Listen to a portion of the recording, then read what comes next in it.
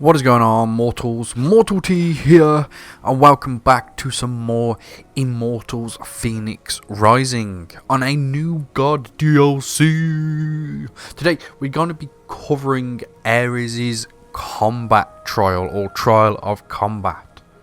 Now, in order to do this trial, you will need the ability that Aphrodite gives you after you complete her trial of mystery, which is the ability to swap between the Phoenix's clone ability. What I mean by that is when you put a statue down of yourself, it gives you the option to switch between them, as you can see. You see? That is the ability that you will need to get access to this. So, once you have got a clone of yourself, first thing we're going to do, we're going to put it near this gate right here, because we need to. Next, we need to charge this up and then charge that orb up, all while we're standing on this pressure plate to open those gates there. It can get very complicated, but here's what we're going to do. We're just going to attract this cube over here right next to us, so this glows up and it's constantly charged with electricity. Next, we're actually going to stand on this podium.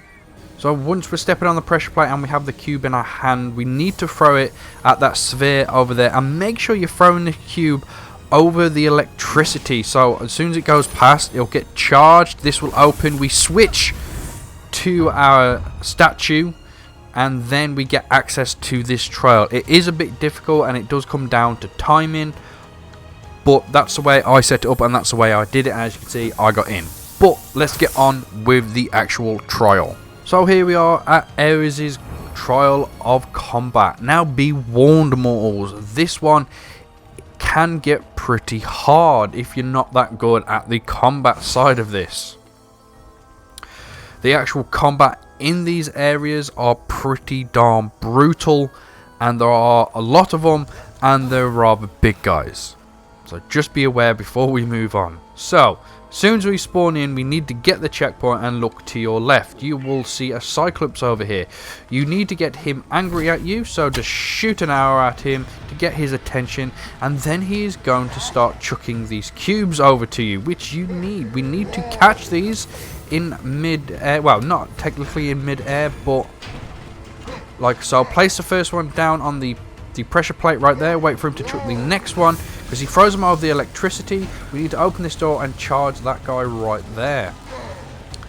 Now waiting for him to chuck another one, like so. We catch this one, and all we do, we bring it round to this side, so electricity passes from that into the cube and into this thing, and it will open the gate to the first combat area.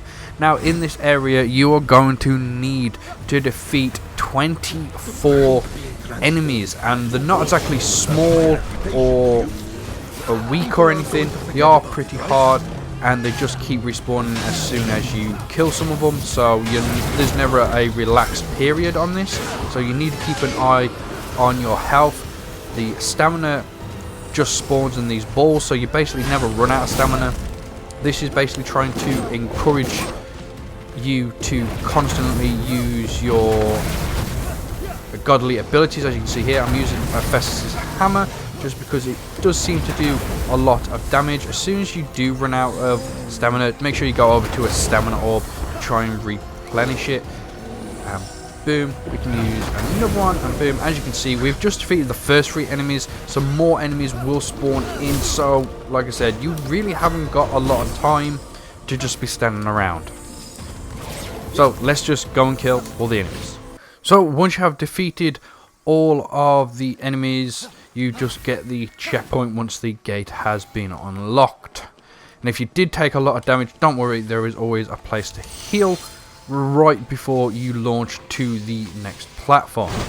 So let's jump over. Take note, to the left there is the optional chest, and there's also another guy here, and he's going to be chucking cubes over to you. And then you're going to want to put the cubes through these teleporters to charge these 2 up here, and then there's a teleporter on the other side with a ball over there. As you can just see, if we just fire it now, you can see that there's 2 more items that we need to charge here before we can open that gate. So let's get this guy's attention by shooting him in the face. So he is then going to start chucking these cubes over to us, which we need. So what we're going to do, we're going to put it straight through the portal while it's got some charge in. That's what we needed to do. We're going to do the same with a second one here. So pick it up straight through the portal. And then we need 2 more. These really don't have to go through the portal. You can just put them down. We need to take them over to the other side. And just catch it. And boom. So, like I said, we're just going to pick one up. And we're going to now run over to the other side here. And we're just going to place this up here. Like so.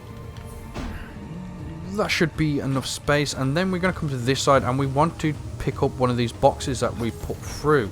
So we'll pick it up, drag it over here where it's full of electricity. It will charge that node, come through the portal, charge this node, charge the box, and into that. And as you can see, the gate is now open. But before we actually go over there, we need to get this optional chest. It's kind of easy, but it does involve a bit of combat. So we just need to make our way over all these platforms. Watch out for that guy chucking stuff at you.